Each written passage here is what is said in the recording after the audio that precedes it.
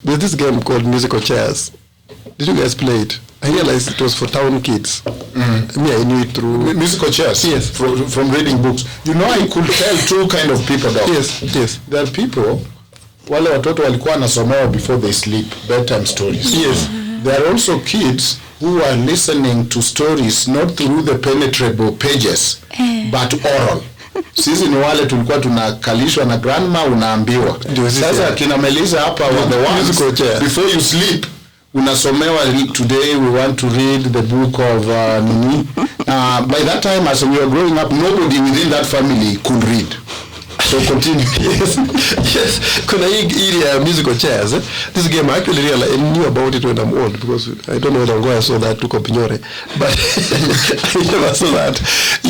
I think they sing a song, then you run, and when the song stops, you sit on the chair nearest to you, or something like that. Simon Says. Yeah, I think something like that. That's the game being played. Mm-hmm. So whoever is near a chair sits on it. And there's no formula. Melissa is right, actually. There's no science, there's no philosophy, there's no value around BBI. How I understand it is the chair this time is for Uhuru and Raila. And perhaps Gideon Moi. That's how it is. The other day it was Uhuru and William Ruto. So that's how the chair goes.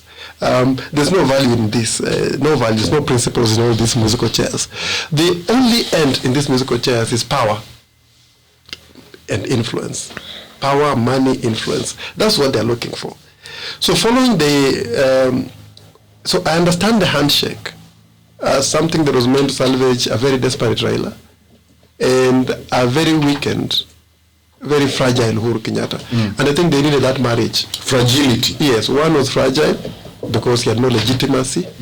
The other one was desperate because he had lost out politically severally. And so they needed that marriage to re-engineer themselves, reinvent themselves. And so the handshake was quite good. Once they get the handshake, and now what I'm saying, handshake was not for peace. So it was not for Kenyan peace or for unity. If you're looking for unity, then you handshake everyone. You know, a person looking for peace would handshake everyone. Bring Ruto, bring Mudavadi, bring Kalonzo, bring everyone, even village leaders, whatever, to unite. But if someone is not doing that, then clearly he's not looking for peace. So once they had the handshake, and it was helping both of them, then they needed to eliminate the ones they didn't want. Wow. You see? And the word was to decapitate Ruto. I think that was the main enemy on the other side. What has ended up happening, and which is why I regret BBI, handshake, and now all the other things they've done, is they have then used state machinery to decapitate Ruto. One person. Just dealing with one person. And so all these manenos you've seen, war against corruption, which many people think Haj is doing something, many people think Kinoti was doing something, was just meant to continue that malicious plot against Ruto. So they round up a few people for corruption, they arrest MPs, they arrest so many. So long as you ally to Ruto, so the corruption battle is now being used on one side. And you are better off, and I hope our listeners can agree with me, you are better off not fighting corruption at all than using the tools of the state to oppress one side of the divide. You're better off not addressing it than to use it in a discriminatory manner, because that way then you are defiling the whole system. And I think that's what is happening, defiling institutions of government. Ask yourself, why use this AI to fight corruption when there was ESCC? And for a long time that happened until there began to be cracks on that side. You see? So Haj, just check, whoever has been prosecuted has been a Ruto guy. Whoever has been prosecuted has been a Ruto guy. So BBI, the handshake then becomes a very terrible thing for our nation and our institutions. So they've messed the war about corruption. I think that war is messed up, it's dead. We have to find that war again once we recover from this mess. Second, before I come to Ngoya, they realize that the constitution that they have is ahead of them. This constitution was meant from the middle with grassroots support. This constitution doesn't support the status quo. It is not for the status quo.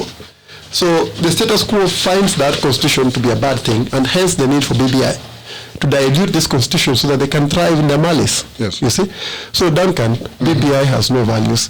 BBI is a terrible invention by a very desperate guy and a very fragile guy who went into a marriage of convenience. and I hate it. Formal settlements, there are areas where the police cannot go to fight crime. Or Kenya Power. If you tell them to go there to fight crime, they tell you, no, huko, can't go there. That's the nature of fragile societies. So I want people to understand my definition of fragile societies very, very clearly. In fragile societies, governance is very personal. Leadership is a very personal thing. There's not normally tangible. Yes, there's nothing institutional. Just the person. That's who you see, and that's the situation Kenya finds itself in, which is why I am not completely averse to the handshake. That in a society that is fragile, the end you want is tranquility. You began by saying that as an average citizen who just leaves Kibera to go to industrial area to do a daily chore and come back, I'm struggling for bare survival. I just want a rite of passage to industrial area. That's all I want, ingine ni kizungu mingi.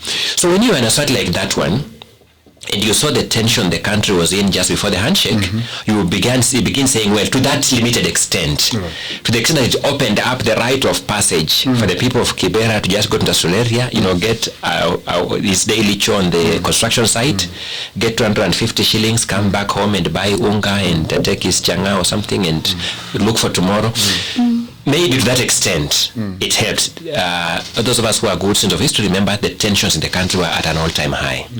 But that's the extent to which the handshake was beneficial. From there onwards, it became an extremely strange governance tool, particularly for any one of us who believes in consolidating governance gains. In asking, okay, once you have stability, what next? You consolidate. You must make that the irreducible minimum moving forward. You must guarantee that person in Kibera that never again shall we subject you to this tension-packed life environment. Now, unfortunately, the handshake and the consequential process, the BBI process, which I don't like commenting on because we are always told to wait for the report.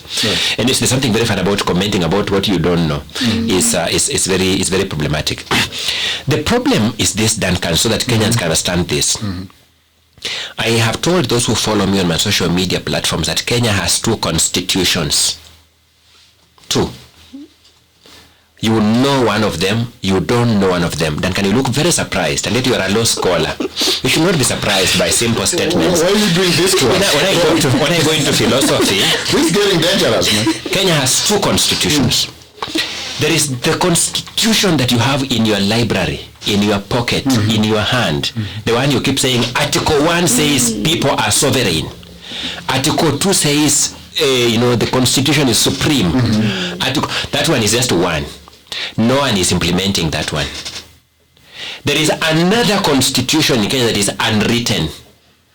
Only the political elite know its content. You and me don't know its content, but it exists. You see, the fact that you don't know its content does not, mean non-existent. Yes. That is the only one being implemented. Now, it is very hard to question it because you don't know the content. The written one, we keep questioning because we read the content, then we ask, let's juxtapose it with what is happening. The unwritten one, which is being implemented, only the political elite know its content. Once Kenyans understand that is the very nature of fragile societies, they'll build a semblance of peace. Not acceptance, but just peace with what's happening, and fashion appropriate tools of confronting it. Now, if you believe that Uhuru Kenyatta, William Ruto, name them, Muturi in parliament, Lusaka in parliament, are implementing this constitution you walk with in your hands, the one you sometimes seek donor funds to print massively and give to the villagers, you are wrong. That's an important governance dichotomy to create before you begin understanding Kenya's problem. Now, you are told to solve Kenya's problem, you need another instrument called BBI.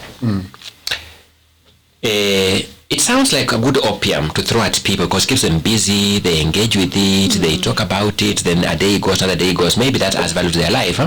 It does not solve any problem.